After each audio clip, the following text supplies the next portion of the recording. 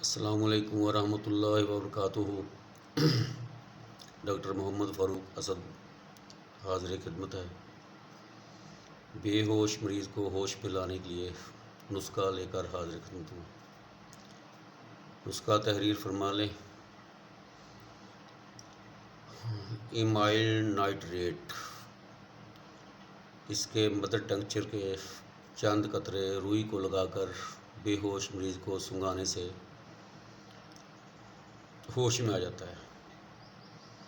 تو یہ ہے بے ہوش مریض کو ہوش میں لانے کے لیے دوا کا نام پھر سن لیں۔ ایمائل نائٹریٹ، اس کے چند قطرے مدر ٹنکچر کے روئی کو لگانے سے مریض کو سنگھانے سے مریض ہوش میں آ جاتا ہے۔ السلام علیکم ورحمۃ اللہ وبرکاتہ۔